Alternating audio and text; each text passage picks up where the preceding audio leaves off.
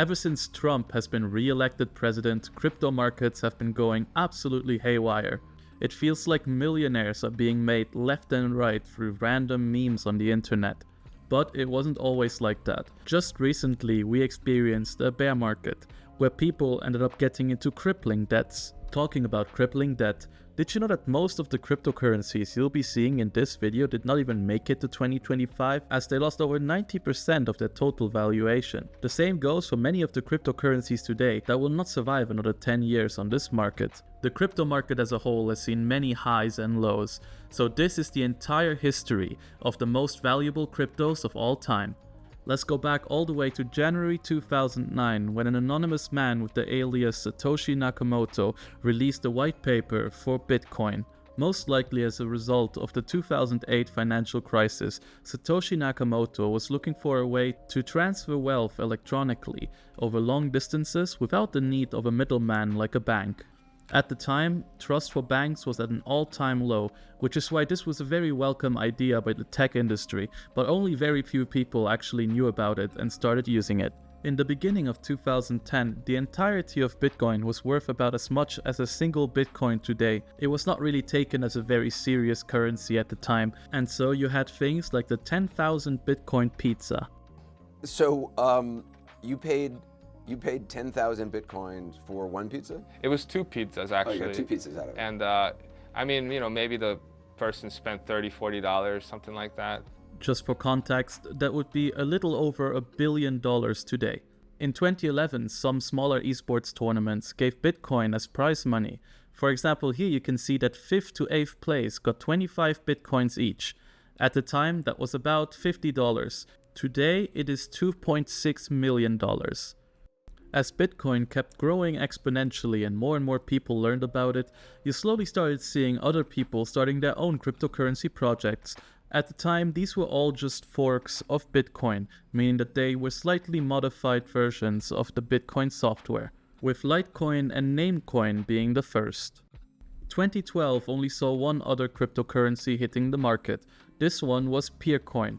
Peercoin distinguished itself from Bitcoin by partially using a proof-of-stake system. While I could bore you with the technical mumbo-jumbo of what exactly that means, in reality, for the normal consumer, it just meant that they had to use a lot less electricity to actually mine the coin. 2013 was the year that Bitcoin reached over $1 billion in market cap. Of course, when you have $1 billion market, you're bound to have a lot of entrepreneurs trying to make their own money out of it. This is why 2013 was the first little crypto boom. Bitcoin is now up to $111. It's an all-time high and it's continuing to rise. I've seen it break 3 times today, went up to 110, and this is the highest that it's been. It's ridiculous. Funnily enough, 2013 was also the year of the first crypto crash, with Bitcoin going down around 40% in the span of April to July. When Bitcoin went back to under $1 billion in total market cap, people thought that the bubble burst and the cryptocurrency market would only continue going down. In reality though, by the end of 2013, Bitcoin reached a staggering $7 billion in total market cap. Before we continue, did you know that almost nobody who's watching right now is subscribed to us? We actually only have about 5,000 subscribers at the time of this recording. So, if you like this kind of video and want to support us, make sure to subscribe, leave a like and comment below. Going into 2014, the status quo seemed to be set, as Bitcoin was reigning on top, and Litecoin and XRP was struggling for the second place spot, with both of them pretty consistently staying in the number 2 and number 3 position on this list. While it lasted for a while, it was not going to last forever, because a young student in Canada was cooking up a complete game changer. While 2015 was a good year for XRP, it was a horrible year for cryptocurrency as a whole. It seemed like the entire market had crashed, with almost every cryptocurrency in the top, including Bitcoin, going down about 50% of their value before. But this all changed when Vitalik Buterin, a young student in Canada, released Ethereum, the first blockchain with smart contracts.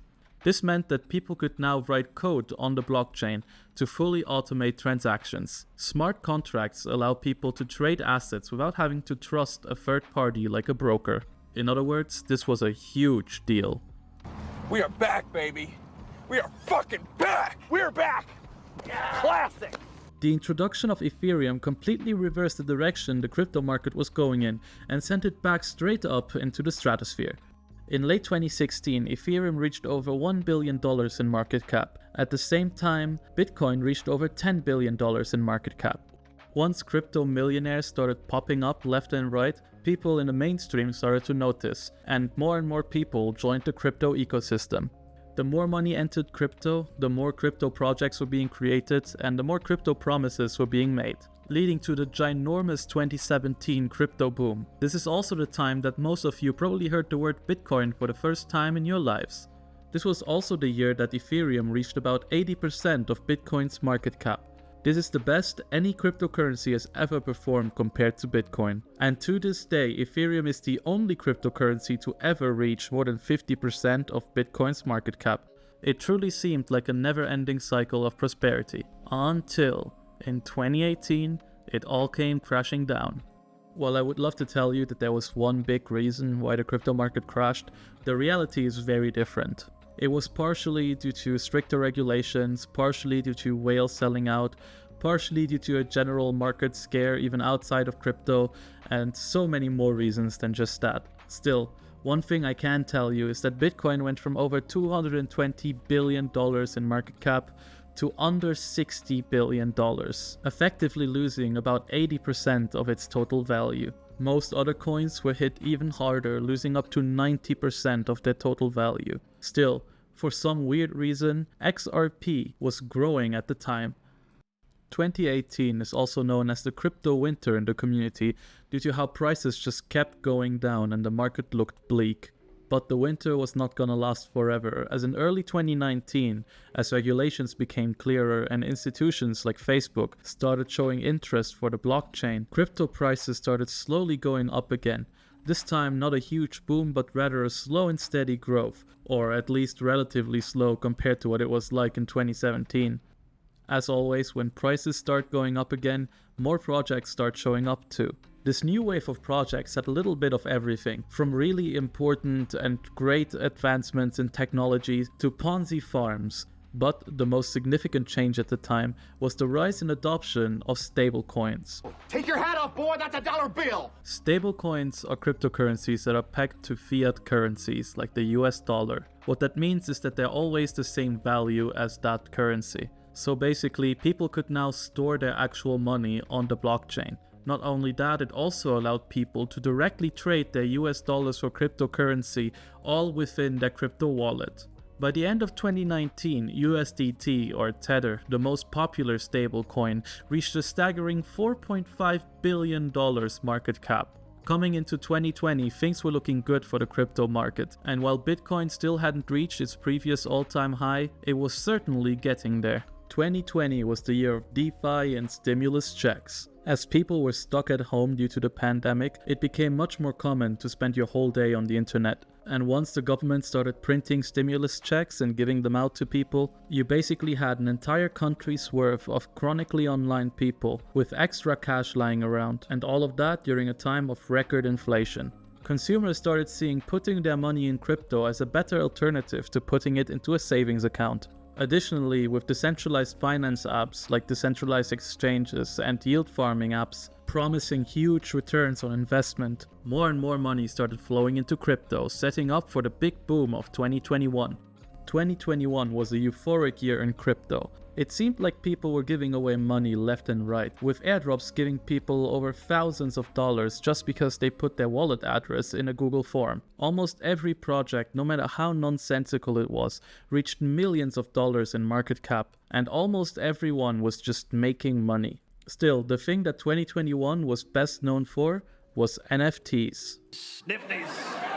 I call them nifties because they're so neat. It's hard to describe the absolute chokehold that NFTs had on society. Every brand released their own collection, every celebrity from A to C list advertised some random NFT project on Twitter, and everyone was making fun of them.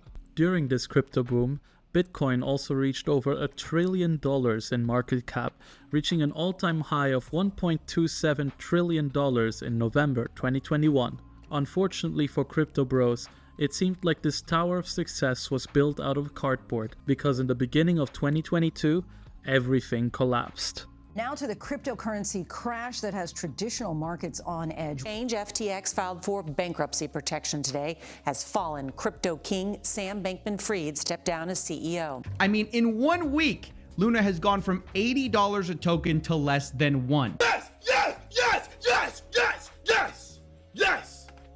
No! No! No! Fuck! In 2022, most of the crypto market lost over 75% of its total value, with Bitcoin losing around 77% and smaller coins like Solana losing up to 90% of that total valuation. Fortunately, just like in 2018, winter didn't last forever, as many people behind crypto scandals were arrested and faced legal consequences, and most of the people who panic sold left the game. Markets started looking up again. Just like in 2019, the main drivers behind the 2023 crypto bull run were institutional interest and regulatory clarity. More specifically, the SEC approved of a Bitcoin ETF, which led to big institutions like BlackRock and Fidelity building a Bitcoin reserve. The end of 2023 is when we really start seeing consumers come back into crypto, as Solana randomly shoots up 900% and meme coins start becoming big again. 2024 was a bit of a crazy year for crypto.